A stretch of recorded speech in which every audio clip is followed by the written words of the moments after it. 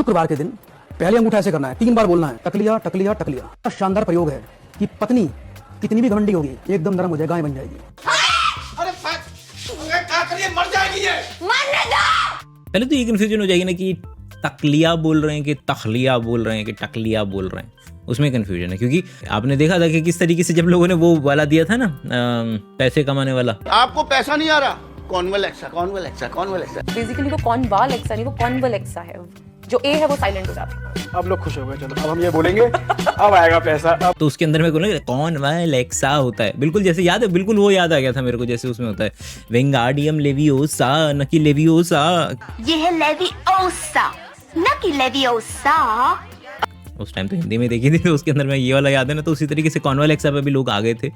Ultimately लोग कुछ ना कुछ बहाना निकाल लेंगे कि अगर वो पर्टिकुलर चीज़ काम नहीं की और आप लोगों को जाकर के कन्फ्रंट करते हैं तो काम नहीं कर रही है, तो बोलेंगे अरे क्या बोला, कॉन्वालेक्सा बोलेंगे, अरे कॉन्वालेक्सा बोलना था आपको, तकलिया नहीं, अरे ख यहाँ से हलक से आना चाहिए, तखलिया वो बोलना था आपको। शानदार प्रयोग है कि पत्नी कितनी भी घमंडी होगी एकदम नरम हो जाए, गाय बन जाएगी। पत्नी एकदम नरम हो जाएंगी, गाय बन जाएंगी। मतलब रैंडम बस सवालों को आने दो अपने दिमाग के अंदर में कि क्या डाइवोर्स्ड लोगों पर ये चलेगा, क्या कोर्ट मैरिज वाले कर सकते हैं, क्या हिंदू लोगों में चलेगा या फिर दूसरे रिलीजन वाले भी इस्तेमाल कर सकते हैं। जिन लोगों को बोलना नहीं आता है, जिन लोगों के कई वर्णमाला में, जैसे अब उतना आसान नहीं होता, जैसे बंगाल के लोग हैं तो अड़ जो की साउंड जो है नहीं आएगी, तो वो लोग बोलेंगे तो असर होगा क्या? ऑफ कोर्स, मतलब कि ये यहाँ पर बड़ा स्टूपिड साउंड कर रहा होगा ना कि हाँ यार अरे ये कैसी बातें कर रहे हो कि, लेकिन याद रखें हम सभी के सभी लोग इस एक स्पेक्ट्रम पे हैं। एक चीज़ जो आपके लिए इतनी ज़्यादा ऑब्वियस है कि ये कैसे, मतलब आप इसमें विश्वास कर सकते हैं, और दूसरी तरफ आप ही हैं जो कुछ और काम कर रहे होंगे और सोचते होंगे कि इससे आपको जो है वो पुण्य हासिल होगा या जो भी चीज़ हासिल होगी। तो वी आर नॉट रैशनल, लेकिन एटलीस्ट जहाँ जितना कोशिश कर सकते हैं उतना कोशिश तो करें। इस तरह से पिंजलियों को उत्प्रेरित करना, इस तरह ये एरिया जो है यहाँ पर हिट करना, ये क्यों इम्पोर्टेंट है स्पेशली शुगर पेशेंट्स के लिए।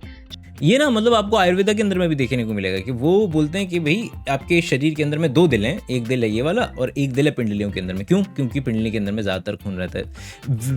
वीनस सिस्टम, हमारे शरीर का जो 2 तरीके के यहाँ आर्टरीज जा रही हैं, वेन्स जा रहे हैं। वेन थोड़ी सी मोटी होती हैं, उनके अंदर में 60-65% तक ब्लड जो है वो पर्टिकुलरली रहता है। जितना लोग क्लेम करते हैं उतना तो पिंडली में वजन खून नहीं रहता, और होता भी है तो मतलब आप एक्चुअली में वेन्स में क्या होता है ना कि ये करने से, अगर आपने ये करा भी तो आपका थोड़ा सा सर्कुलेशन थोड़ा सा अच्छा हो जाएगा। सर्कुलेशन एज इन वो चलने से भी हो जाएगा, क्योंकि वेन्स के अंदर में खून आगे ऑटोमेटिकली नहीं बढ़ पाता है। तो उसके अंदर में क्या होता है कि आसपास की जो मसल्स हैं वो कॉन्ट्रैक्ट रिलैक्स करती हैं, जिसकी वजह से उसके अंदर में जो वेन्स हैं उसके अंदर में खून आगे की तरफ बढ़ता है। लेकिन उसमें वाल्व्स होते हैं, तो वाल्व्स की वजह से खून एक ही डायरेक्शन में जो है वो आगे बढ़ सकता है। तो ठीक है, ओके, मतलब हाथ मार सकते हैं, लेकिन उससे ये कह देना कि नहीं केवल पिंडली पे हाथ मार देने से आपकी जो है डायबिटीज़ जो है सही हो जाएगी, वो थोड़ा सा ओवर एग्जैजरेशन है। नो डाउट जो भी आपको फिजिकल एक्टिविटी है, चाहे योगा से शुरुआत करें, चाहे चलने से शुरुआत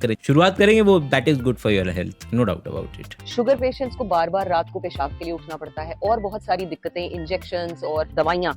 अगर छुटकारा चाहिए तो कुछ नहीं, बस इस तरह से। अब ये जो स्टेटमेंट है ना, कुछ नहीं बस यहीं पे सतर्क हो जाना है, क्योंकि विज्ञान आपको क्या देता है? विज्ञान देता है देखो भाई ये करना पड़ेगा, वो करना पड़ेगा, इसे ये ट्राई कर सकते हैं, वो ट्राई कर सकते हैं, इतने सारे फैक्टर्स होते हैं। जब लोग ये कहने लग जाए ना आपको कि भाई बस कुछ नहीं, अरे बस इतना ही करना है, गारंटी मूंछ मुड़वा देंगे अगर ये काम नहीं हुआ, तो वो थोड़ा सा मतलब वहीं पर थोड़ा सा सतर्क होने की जरूरत है कि भाई नहीं कुछ तो गड़बड़ है यहाँ पर। डायबिटीज़ के अंदर में कंडीशन बोल देते पॉलीयूरिया, कि भाई आपको बहुत फ्रिक्वेंटली यूरिनेशन के लिए जाना पड़ता है, और जो मेन कारण है कि भाई अगर ब्लड के अंदर में ऑटोमेटिकली बहुत ज़्यादा ग्लूकोज एग्जिस्ट कर रहा है, तो वो ऑस्मोटिक डायूरेसिस के जरिए, मतलब कि शब्दावली में तो क्या जाना है कि भाई आसान भाषा में कि आप बहुत ज़्यादा बार यूरिन जाएंगे और उसकी वजह से पानी भी फिर आपको प्यासा जो है फील करेंगे, थर्स्टी फील करेंगे, पानी भी उसकी वजह से ज़्यादा पिएंगे, तो ये चक्रव्यूह जो है उसमें व्यक्ति फंस जाता है कि प्यास भी ज़्यादा लगती है और यूरिनेशन के लिए ज़्यादा जाना पड़ता है।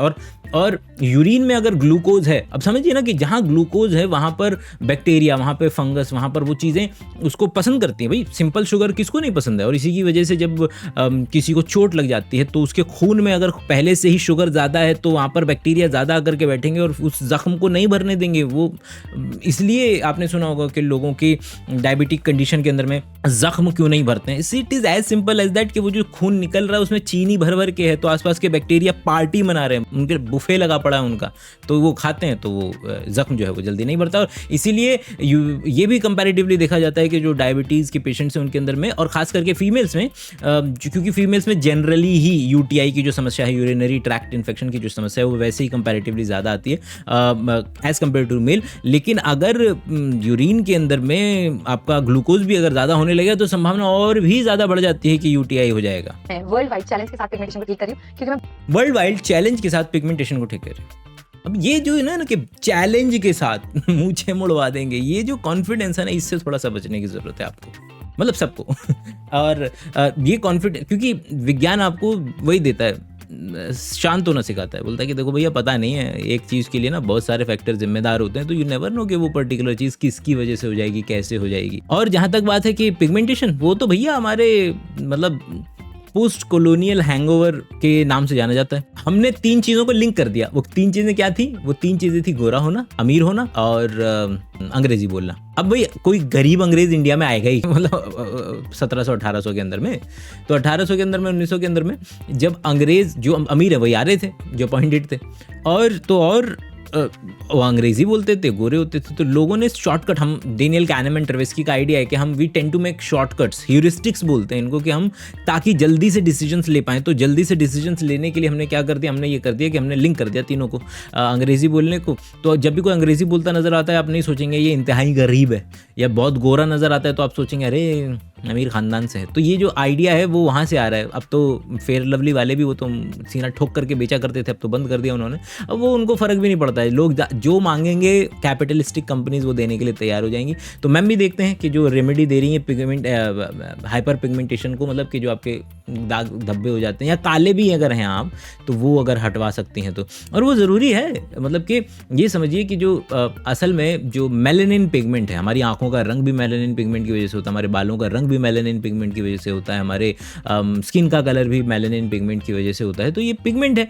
और अगर क्या होता है कि जब धूप ज़्यादा, अगर आप धूप में ज़्यादा काम कर रहे हैं, तो धूप में जिसको आप सो कॉल्ड टैनिंग बोलते हैं, जिस तरीके की भी आप अंडर गारमेंट्स पहनते होंगे, उससे आपको पता चल जाएगा कि हाँ अच्छा यहाँ टैनिंग हो गई है, यहाँ टैनिंग नहीं हुई है।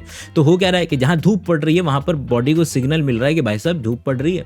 और इतिहास में हमेशा से रहा है कि धूप के अंदर में भैया यूवी भी होगी, यूवी आपको नुकसान कर सकती है। तो उसके लिए क्या कर दिया जाए, वो एक फीडबैक मैकेनिज्म है जिससे कि मेलानिन का पिगमेंट बढ़ा दिया जाएगा, और जो कि आपको हेल्प करेगा उससे बचने के लिए कि आपको यूवी रेडिएशन से।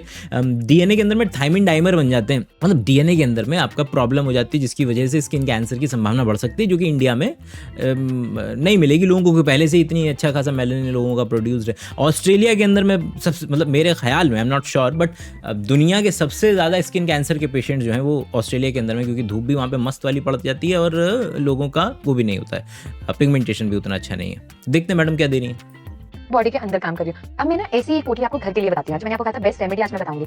आपको क्या करना है, घर पे चावल लेने हैं, राशन वाले चावल, ठीक है। उसमें आपको क्या करना है, आलू लेना है, ठीक है, आधा आलू काट लो, आधा टमाटर काट लो, ठीक है, और आधी चुकंदर। ये जो जितनी भी चीज़ें होती है ना, विटामिन सी ले लो, विटामिन डी ले लो, विटामिन ये ले लो, विटामिन, इसके अंदर में ये होता है। अगर आप ध्यान दें, इसके अंदर में भी एक कॉन्सेप्ट है, वो कॉन्सेप्ट है इंजेस्टेबल फॉर्म और टॉपिकल फॉर्म, कि जस्ट बिकॉज कि आप विटामिन सी जूस में होता है, नारंगी के जूस में होता है, मौसमी के जूस में होता है, तो मौसमी के जूस से मुंह धो लेना इज़ नॉट दैट गुड, क्योंकि आपको नहीं पता है ना कि कौन से पर्टिकुलर प्रोडक्ट जो है वो स्किन के ज़रिए, टॉपिकल बोलते हैं इसको आसान मेडिकल टर्मिनोलॉजीज़ के अंदर में, कि भाई स्किन के ज़रिए कौन सी चीज़ एब्जॉर्ब होगी और स्किन के ज़रिए कौन सी पर्टिकुलर चीज़ एब्जॉर्ब नहीं होगी। तो जो गारंटीड फ़ायदा देने वाली है चीज़ें, वो है कि भैया चुकंदर खा लो, टमाटर खा लो।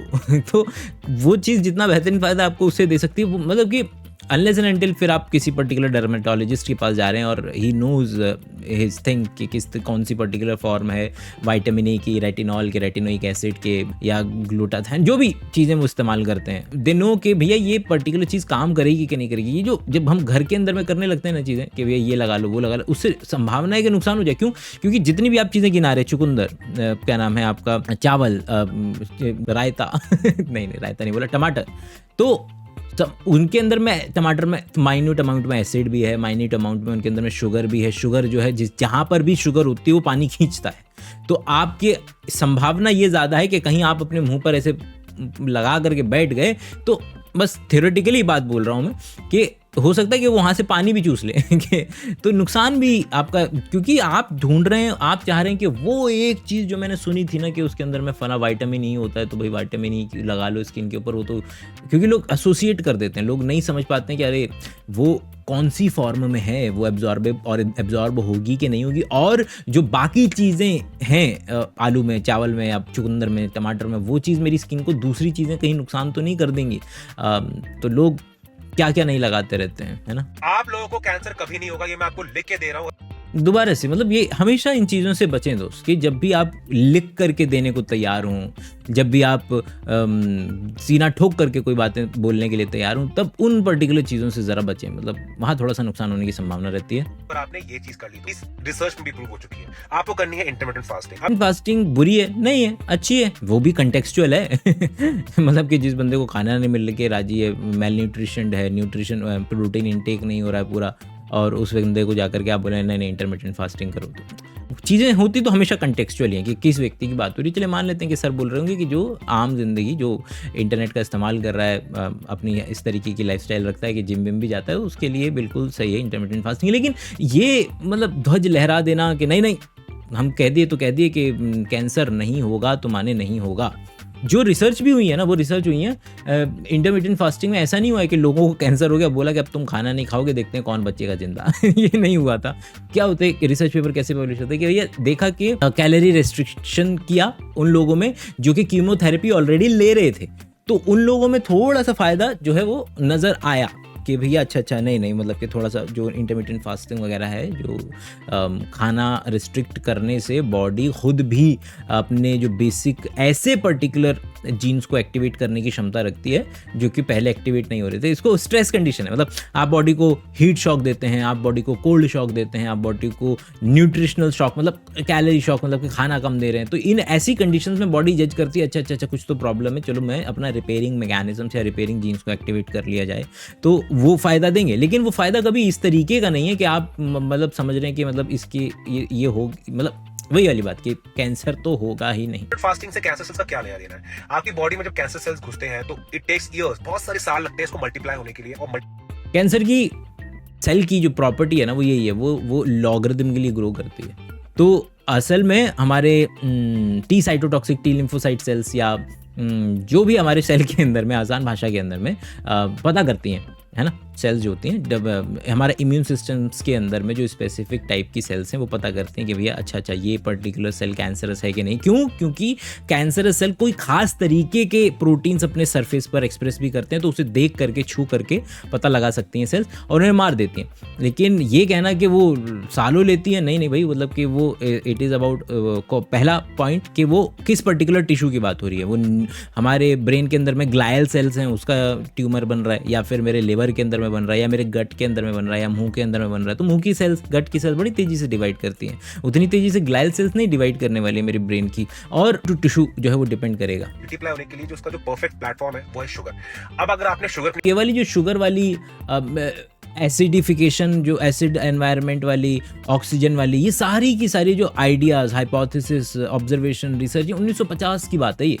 मतलब आज हमारी कैंसर को लेकर की जो अंडरस्टैंडिंग है वो बहुत बहुत बहुत आगे बढ़ गई।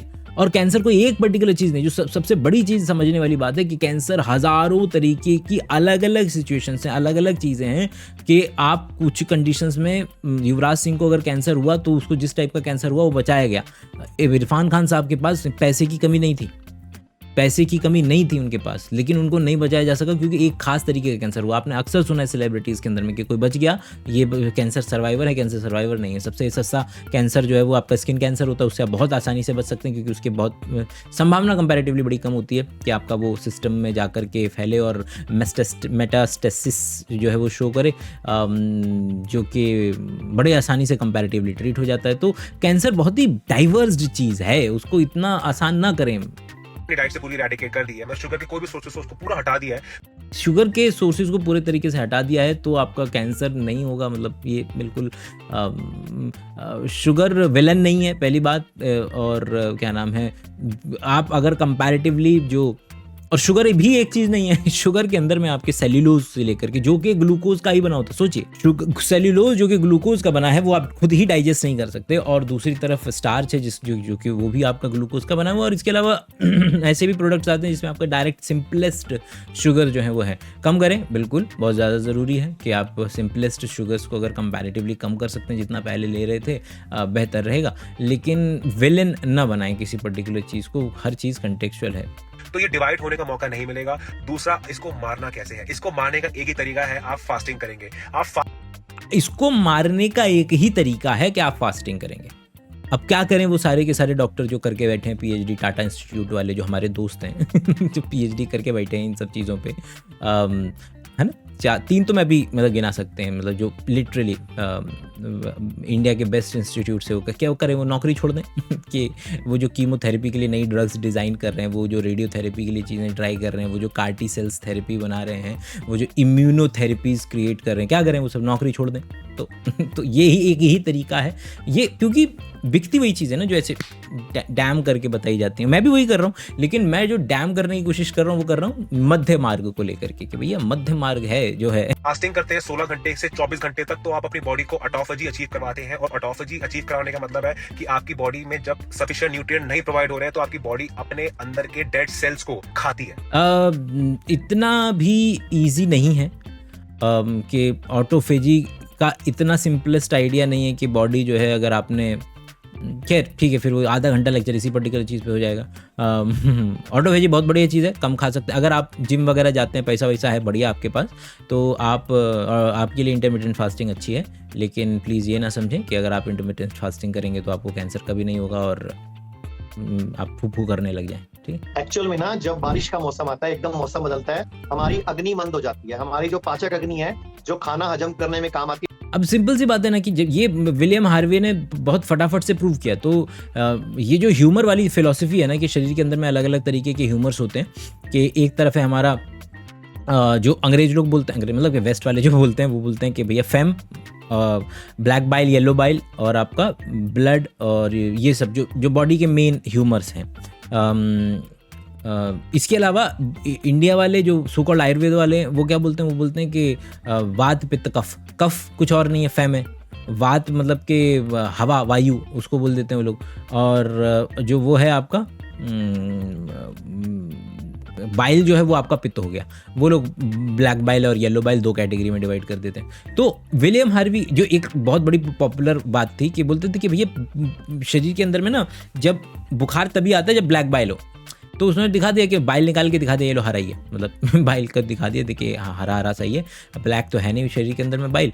और तो ये व्यक्ति का तो टेम्परेचर बिल्कुल सही चल रहा है, नॉर्मल चल रहा है, तो वो डिस्प्रूव कर दिया। अब अगर सर बोल रहे हैं कि अग्नि मंद हो जाती है, तो अग्नि का डायरेक्टली प्रोपोर्शनल है टेम्परेचर से, तो आप व्यक्ति के अंदर में जो उसका इंफ्रारेड का वो ले लो, इंफ्रारेड कैमरा ले लो, और इंफ्रारेड, पहली बात तो इंफ्रारेड कैमरा के अंदर में जो पेट है वहाँ पर जो वो है हीट है वो कंपैरेटिवली ज़्यादा होनी चाहिए, है ना, क्योंकि आपके जठराग्नि चल रही है ना, जठराग्नि बोलते हैं लोग कि भैया पेट के पास जो है जठर अग्नि है, जठर अग्नि वो कुछ नहीं है। वो जब कोई आप खाना खाते हैं, सेल के अंदर में चीज़ें पड़ती हैं, तो चीज़ें मतलब डिजॉल्व जब होती हैं तो उसमें इस तरीके की रिएक्शंस होती हैं जो कि थोड़ी एक्सोथर्मिक होती हैं, तो आपको हीट सी लगती है पेट के ऊपर में। पुराने लोगों के पास कोई भी तरीका नहीं था जानने का, लेकिन उन्होंने देखा कि हाँ चलो पेट में हल्का हल्का सा गरम सा लग रहा है, तो मतलब कि इसको अग्नि होती होगी पेट के अंदर में, जो कि चीज़ों को गलाती है और हमको न्यूट्रिशन देती है। और वो बात आज तक चलती हुई आ रही है। जो थोड़े से पढ़े लिख जाते हैं वो बोलते हैं अरे आप इसको लिटरली नहीं लीजिए, ये ऐसा मतलब आपको आग लगी हुई नहीं मिलेगी। और कुछ लोग जो कि नहीं उतने पढ़े लिखे बोलेंगे नहीं जठराग्नि होती है। अब ये देखो सर कह रहे हैं ना कि भाई जब बारिश का मौसम आ जाता है, जब बाहर का तापमान थोड़ा कम हो जाता है, बाहर जब बारिशें होने लगती हैं, तो आपकी जो खुद की जठराग्नि है वो कम होने लगती है। तो भाई इंफ्रारेड कैमरे से देख लेते हैं कि जब बारिश का मौसम आता है तो क्या लोग पहले तो ये देख लेते हैं कि इंफ्रारेड कैमरे से कि यहाँ पर जो पेट का हिस्सा है वहाँ पे ज़्यादा है कि नहीं है, टेम्परेचर, और जब आता है आपका क्या मानसून, तब आपकी जो इंफ्रारेड की जो पेट के पास जो टेम्परेचर है, एवरेज टेम्परेचर, वो घट रहा है कि नहीं घट रहा है। ठीक है, आगे बढ़ते हैं। ये वो मंद हो जाती है। तो हम लोग अपने पेशेंट को जब भी मौसम बदलता है उससे पहले बोलते हैं उपवास कर लो, व्रत कर लो, ताकि जब मौसम बदले उस मौसम में आपकी इम्यूनिटी ठीक रहे। ठीक है, मतलब कि उपवास हर मतलब बढ़िया है, मतलब रूल ऑफ थंब है कि तुम्हारे पास पैसा है इतना, तुम अब खाना वाना बढ़िया से खाते हो, मोटे वोटे हो थोड़े से, तो बढ़िया है वो मामला कि भैया कर लो फास्टिंग, बढ़िया चीज़ होती है, बुरी चीज़ नहीं होती है। लेकिन वो सब चीज़ों का रामबाण है ये नहीं कहा जा सकता कि कोई भी चीज़ हर चीज़ ठीक कर देगी, ऐसी है नहीं ना। मतलब कि हम चाहते हैं कि ऐसी कोई पर्टिकुलर चीज़ मिल जाए जिससे सब चीज़ें ठीक हो जाए, लेकिन ऐसी चीज़ें एग्जिस्ट नहीं करती। एक हम और तरीका बताते हैं कि जब भी खाना खाना है उससे पहले लगभग 2 ग्राम अदरक का टुकड़ा जरूर खा लो। मतलब अदरक खाने में पहले खा लो, ताकि आपकी बॉडी में नाइट्रिक ऑक्साइड का प्रोडक्शन बढ़ जाए, तो आपका जो ब्लड इन्फेक्शन होना है उस दिनों में, तो वो भी आपका ठीक हो जाए। अजीब है ना कितना, मतलब कि वही साइंस के पास वाला झूठ कि झूठ के पहले तो ऐसा कोई डायरेक्ट लिंक निकल करके मेरे ख्याल से तो नहीं आना चाहिए कि नाइट्रिक ऑक्साइड क्या करती है, आपके पूरे शरीर में हर वक्त बन रही है। सबसे ज़्यादा कॉमन जो फेमस है वो है आपका इरेक्शन को लेकर के, कि किस तरीके से इरेक्शन अगर आप करवाना है तो इरेक्शन के लिए जो वेज़ोडाइलेशन वगैरह जो होता है, जो बहुत ज़रूरी होता है, जिसकी वजह से खून बहुत बुरे तरीके से, मतलब आपकी बॉडी के अंदर में जो एपिथेलियम और एंडोथेलियम सेल्स हैं, और खास करके जो एंडोथेलियम सेल्स हैं, उनमें ये पर्टिकुलर रिएक्शंस आपको देखने के लिए मिलेगी कि नाइट्रिक ऑक्साइड बनती है, जो कि बड़ा ज़रूरी है वेज़ोडाइलेशन के लिए, जिसकी वजह से जो खून है वहाँ पर कंपैरेटिवली ज़्यादा आ जाता है। लेकिन वही है कि बस साइंस के पास के शब्द लेकर के आप उनको इस तरीके से अगर पेश करेंगे कि आम आदमी को अगर जानकारी नहीं है तो उसको लगेगा अरे वाह अच्छा ऐसा होता है क्या, नाइट्रिक ऑक्साइड, अदरक, ये वो, ऐसा कोई मिलेगा नहीं आपको।